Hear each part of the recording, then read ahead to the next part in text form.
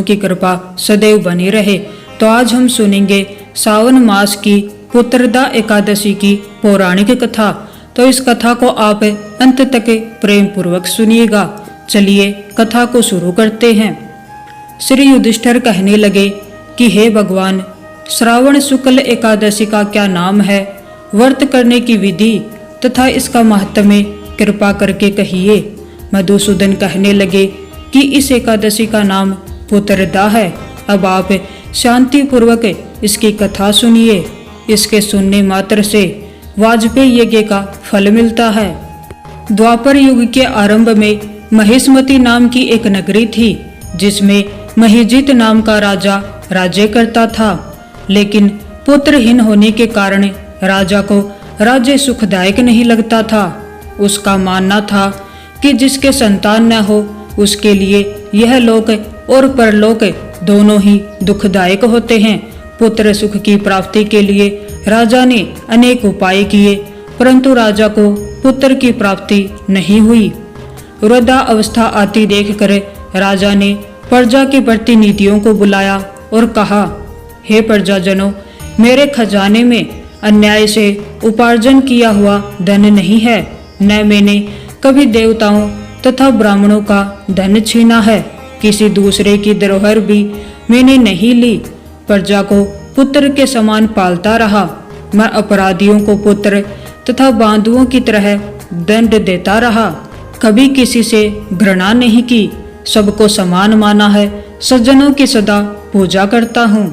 इस प्रकार धर्मयुक्त राज्य करते हुए मेरे पुत्र नहीं है, सो मैं अत्यंत दुख पा रहा हूँ। इसका क्या कारण है? राजा महिजीत की इस बात को विचारने के लिए मंत्री तथा प्रजा के प्रतिनिधि वन को गए। वहां बड़े बड़े ऋषि मुनियों के दर्शन किए।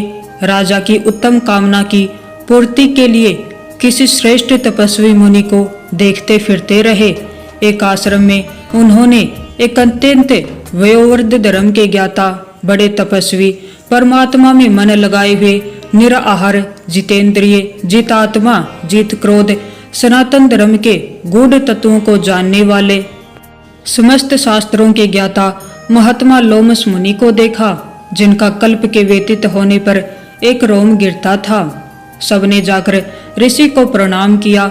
उन लोगों को देखकर मुनि ने पूछा कि आप लोग किस कारण से आए हैं? निसंदेह मैं आप लोगों का हित करूंगा।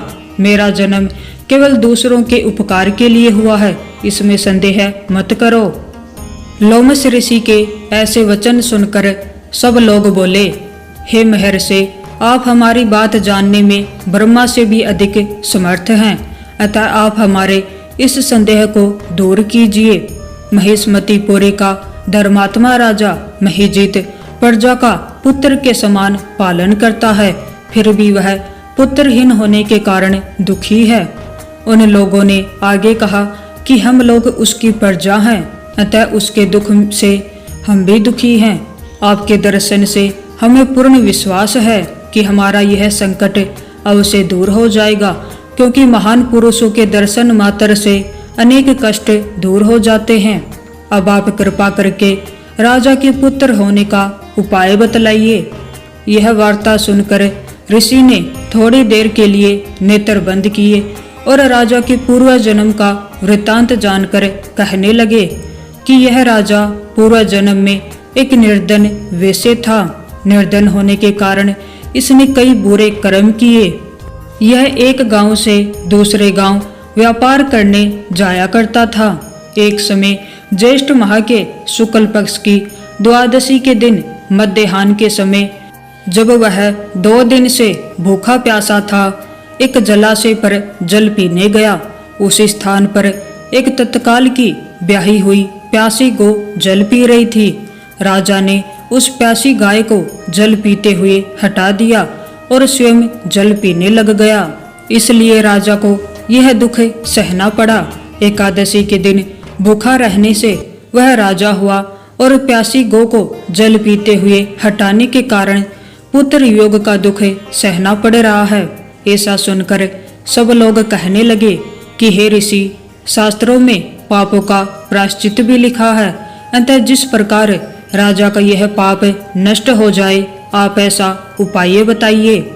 लोमस मुनि कहने लगे कि श्रावण शुक्ल पक्ष की एकादशी को, जिसे पुत्रदा एकादशी भी कहते हैं, तुम सब लोग व्रत करो और रात्रि को जागरण करो, तो इससे राजा का यह पूर्व जन्म का पाप अवश्य नष्ट हो जाएगा। साथ ही राजा को पुत्र की अवश्य प्राप्ति होगी। लोमस ऋषि के ऐसे वचन सुनकर मंत्रियों सहित सारी प्रजा नगर को वापस लौट आई और जब श्रावण शुक्ल एकादशी आई तो ऋषि की आज्ञा अनुसार सबने पुत्रदा एकादशी का व्रत और जागरण किया। इसके पश्चात द्वादशी के दिन इसके पुण्य का फल राजा को दिया गया। उस पुण्य के प्रभाव से राजा को एक तेजस्वी पुत्र प्राप्त हुआ। इसलिए हे राजन, इस श्रावण शुक्ल एकादशी का नाम पुत्रदा पड़ा। अतः संतान सुख की इच्छा हासिल करने वाले इस व्रत को अवश्य करें। इसके महात्म्य को सुनने से मनुष्य सब पापों से मुक्त हो जाता है और इस लोक में संतान सुख भोग कर परलोक में स्वर्ग को प्राप्त होता है। तो ये थी श्रावण शुक्ल एकादशी की पौराणिक कथा। अगर आपको ये कहानी अच्छी लगी हो तो वीडियो को लाइक करें और